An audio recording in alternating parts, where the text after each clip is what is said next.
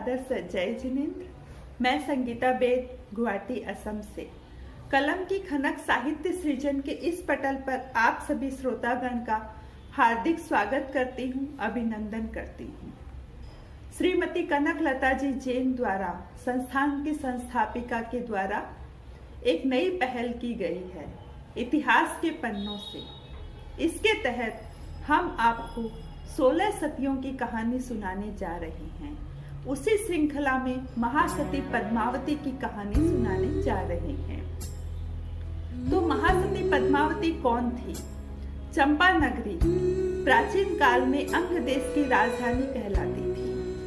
वर्तमान में चंपा नहीं है, किंतु उस स्थान को लोग चंपारण के नाम से पुकारते हैं। भगवान महावीर के समय वहाँ पर महाराज दधिवाहन राजा राज्य करते थे। उनकी प्रख्यात 3 महारानियां थीं। एक का नाम अभया था, जिसने सेठ सुदर्शन को उपसर्ग दिए। दूसरी महारानी महासती चंदनबाला की माता, जिन्होंने सील की रक्षा के लिए जीवा खींचकर प्राणों को त्याग दिया था। उन्हें महारानी धारिणी कहा जाता था।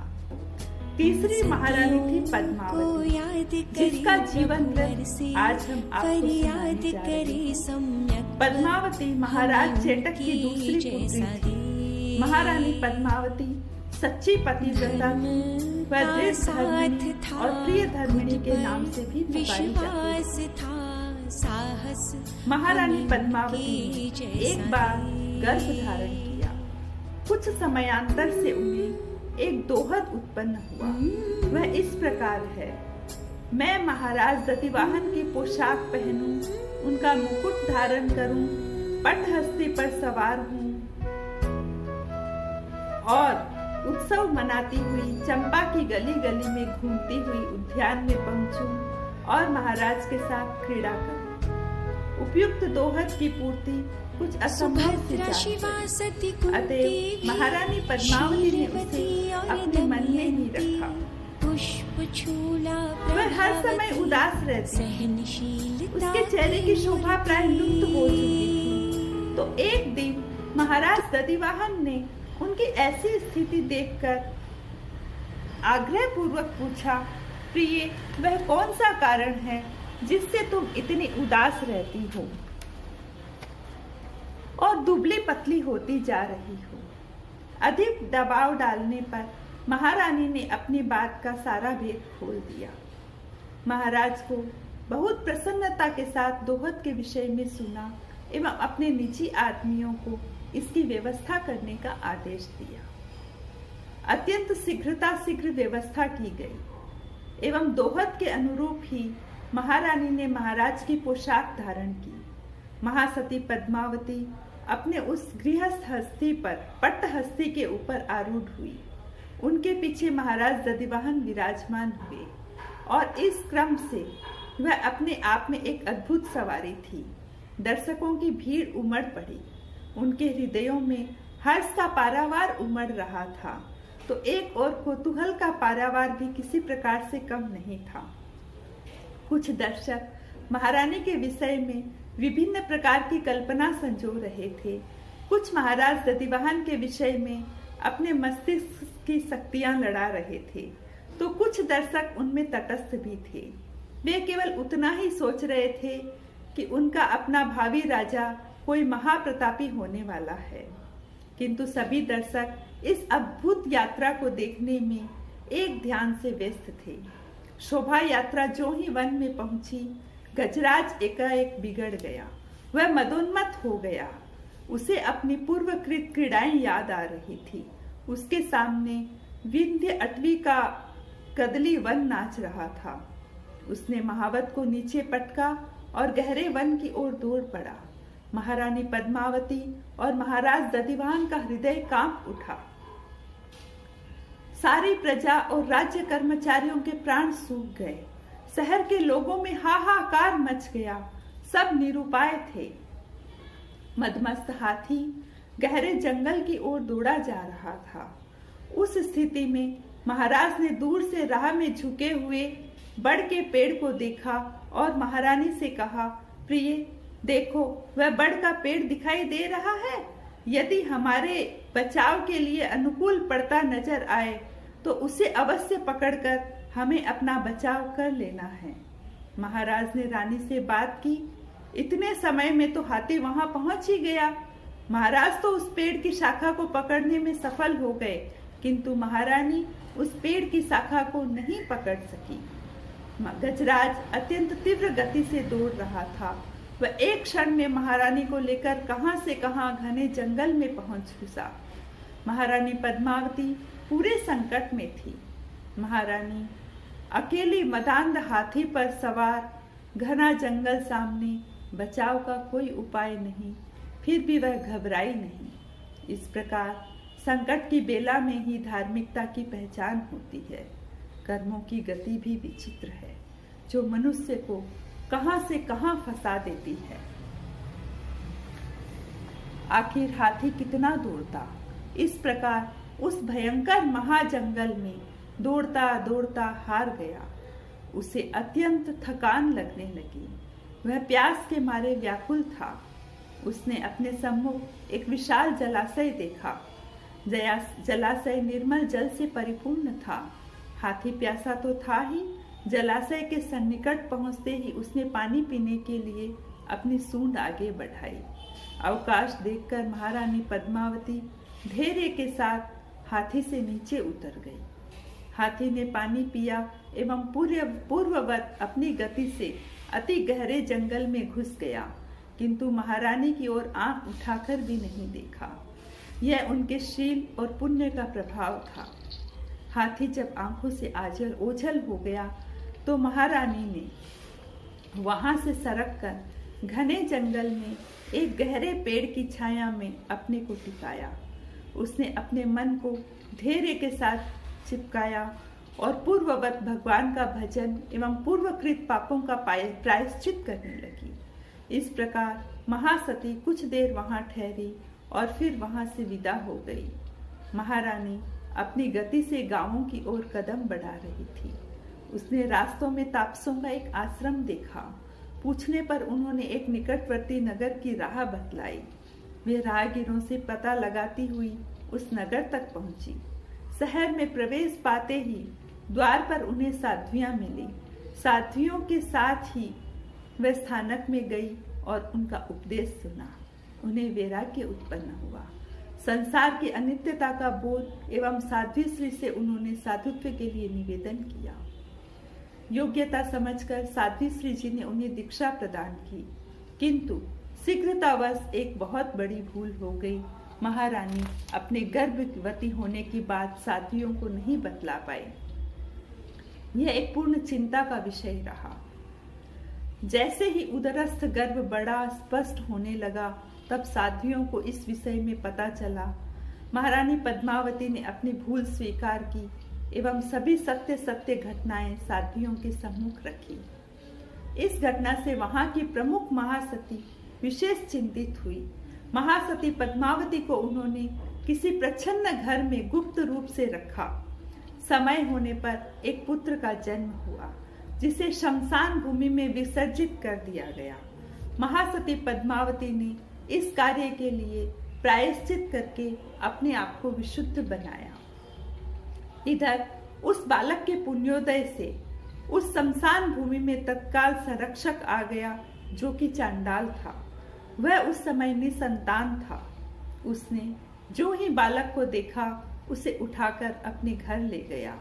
अपनी पत्नी से सलाह मशवरा करके उसे पुत्र के रूप में स्वीकार करके उसका भरण पोषण करने लगा।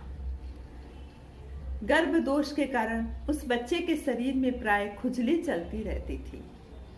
सारे दिन वह अपने आप को हाथों से शरीर से खुजलाता रहता था। अतएव उसका नाम करकंडू पड़ा। करकंडू कुछ बड़ा हुआ। उसने अन्यान्य बच्चों के साथ खेलना प्रारंभ किया। उसका खेल भी निराले ढंग का था। वह खेल के समय स्वयं राजा का पद ग्रहण करता था। मंत्री, उपमंत्री, कोतवाल, पुरोहित आदि के पद पर यथा योग्य दूसरे बच्चों को समर्पित करता था। कोर्ट कचहरी, न्यायाधीश आदि की रचना भी करता था। इसके अतिरिक्त सामान्य जनता का स्थान भी रखता था, जिस पर वह स्वयं अनुशासन चलाता रहता था। इस प्रकार की व्यवस्था का कारण वह स्वयं राजघराने का जन्मा हुआ था। हो सकता है इसके कुछ अन्य कारण भी हो, किंतु यहाँ पर हमें यही कारण समुचित लगता है।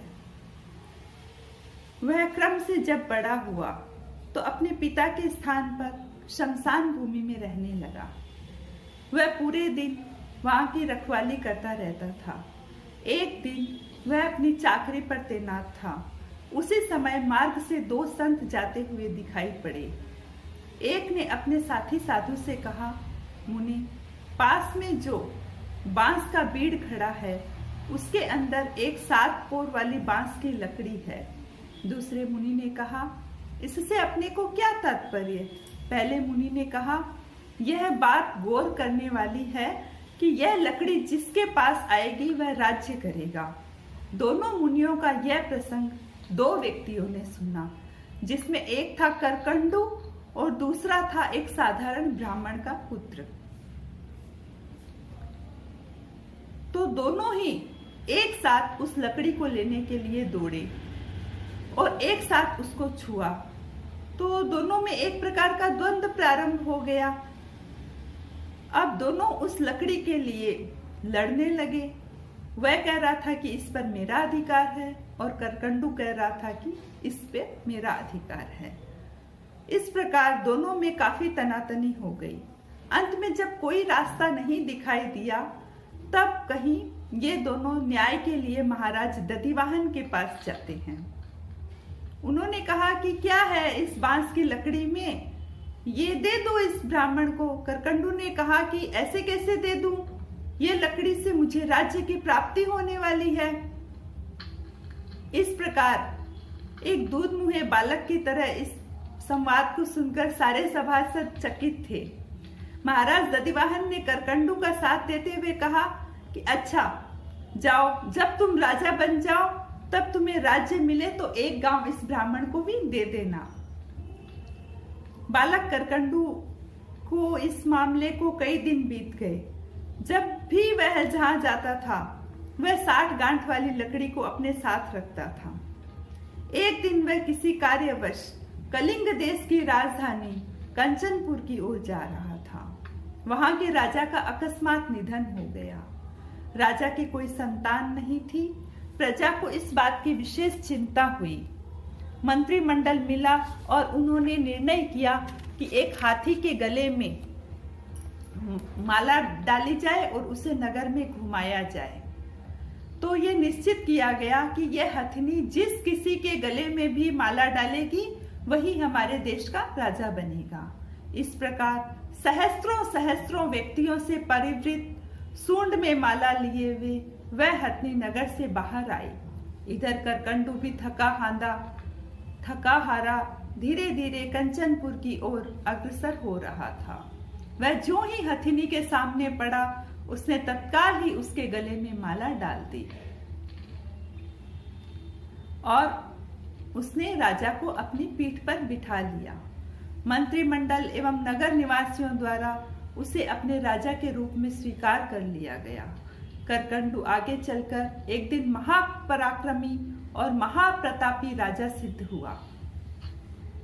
महाराज करकंडू के जाति से चांडाल थे। अपने भाग्योदय से उन्होंने नृपतित्व को प्राप्त किया था, किंतु इससे उनका चांडालत्व कहीं नहीं चला गया। वह तो उनके साथ ही था। अतः ब्राह्मण लोग उनसे कुछ घृणा के भाव रखते थे। लुके छिपे उनके विरुद्ध प्रचार करने लगे थे। महाराज करकंडू ने उन्हें बुलाकर कहा, आप लोग ब्राह्मण हैं तो मैं सोच पाया हूं कि जिस शब्द की उत्पत्ति से आप लोग अवगत नहीं हैं, देखिए संस्कृत व्याकरण के अनुसार द्विज शब्द की व्युत्पत्ति इस प्रकार होती है। इस प्रकार 2 बार उत्पन्न होता है, उसे द्विज कहा जाता है। अतः जन्मना ब्राह्मण होने पर भी उसे वेदोक्त विधि का यज्ञोपवीत देकर अर्थात जनेऊ पहनाकर संस्कृत बुद्ध ब्राह्मण बनाया जाता है। अतः बंधुओं, मैं आज से तुम्हें आज्ञा प्रदान करता हूँ कि शहर के सभी चांडालों को वेदोक्त विधि से संस्कारों से संस्कृत कर उन सबको ब्राह्मणत्व से समर्पित करो। आखिर में ब्राह्मणों को राजा के आगे झुकना पड़ा और चांडालों को भी ब्राह्मण बनाना पड़ा। ऐसी होती है सत्ता की बात। महाराज करकंडू जैसे ही सिंहासन पर आरूढ़ हुए, कुछ काल व्यतीत हो चुका था। उनके सिंहासन रूढ़ होने की बात फैलते फैलते उस ब्राह्मण तक पहुंची, तो वह बालक करकंडू जो 7 पोर वाली लकड़ी लेकर एक गांव देने का वादा किया था, वह ब्राह्मण गांव मांगने आ गया।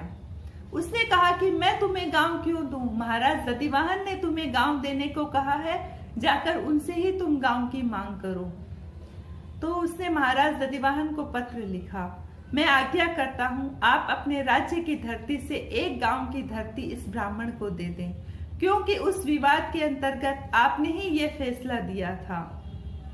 ब्राह्मण के हाथों से जैसे ही वह पत्र मिला, वह कबूतर दधिवाहन के पास पहुंचा। दधिवाहन ने कहा कि मैं क्यों उसको राज्य दूं? गांव तो करकंडू को देना पड़ेगा।